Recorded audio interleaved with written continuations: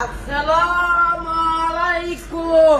ওয়ালাইকুম আসসালাম। 2 বছর আগেও স্থানীয় বাজারে অলিগলিতে ভবঘুরের মতো ঘুরে ঘুরে মানুষের কাছ থেকে হাত পেতে খাবারের টাকা জোগাড় করত আনোয়ার। শীত গ্রীষ্ম বর্ষায় কখনো বাজারের গাছতলা, ফুটপাত বা দোকানের বারান্দায় ঘুমিয়ে রাত কাটাতো সে। দুষ্টু শিশুরা তাকে নিয়ে করত নানা ঠাট্টা তামাশা।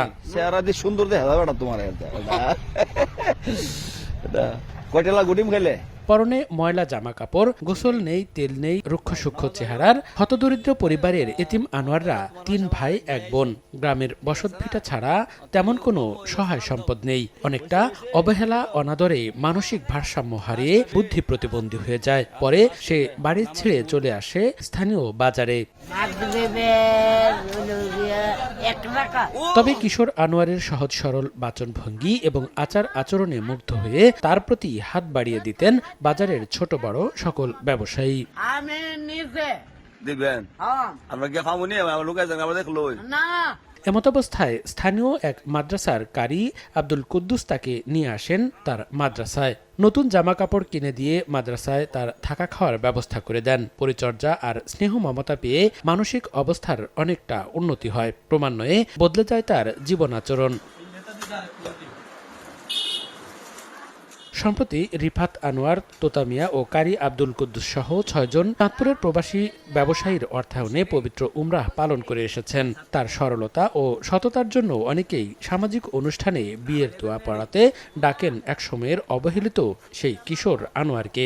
স্বাধীন কইরা আমার মাথা রে টনটনাইতাছে। তবে তার মুখের জড়তা ও আড়ষ্টতার কারণে এখনো সে স্পষ্টভাবে খুব বেশি বাক্য বলতে পারে না। অতি সম্প্রতি তার প্রশ্নোত্তরের ভিডিও সামাজিক যোগাযোগ মাধ্যমে কয়েক মিলিয়ন ভিউ হয়েছে। অনেকেই আসেন তার সঙ্গে কথা বলতে। আগে কাপড় চোপড় আসিল না, পরে হুজুরে বানাই দিছে আমার কাপড় চোপড়। আগে ইতে করতাম, ছাগলা মাঝি করতাম। অনেক হুজুরে দেখছে, হুজুরে আনছে আমারে। আনোয়ার মামা দেখতেছি বাজারের মধ্যে তার যে কাপড় সাফরের অবস্থা চাওয়া জানা, কিন্তু ছেলেটা খুব ভালো, সরল সোজা মানুষ, তার মনটা খুব ফ্রেশ। তো মানুষ কাছে 10 টাকা 5 টাকা, তো সবাই গিয়ে পাওয়া ধরে এইগুলো খুব তারা খুব করে আর কি, অবহেলা করে। অনেকে দেয়, অনেকে দেয় না। তো সবার কাছে টাকা পয়সা সময় তাকেও না, তখন বিরক্ত বোধ করে। তো চিন্তা করলাম অসহায় মানুষরা যদি সহায়তা করে, আল্লাহ তারা তাকে মহব্বত করেন।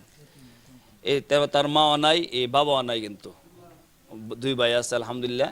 এক ভাই আগে দুনিয়া ছিল, মারা গেছে।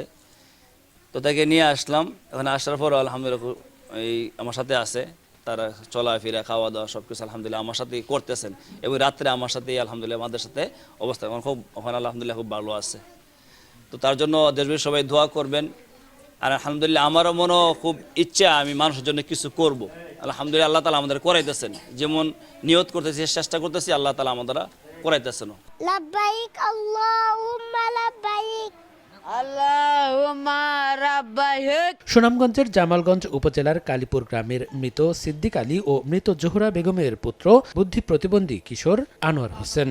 খাওয়াইছে, বালা মানতে সময় সংবাদ, সুনামগঞ্জ। মানতে খাওয়াইছে, এটা আমার হাজার হাজার শুকরি।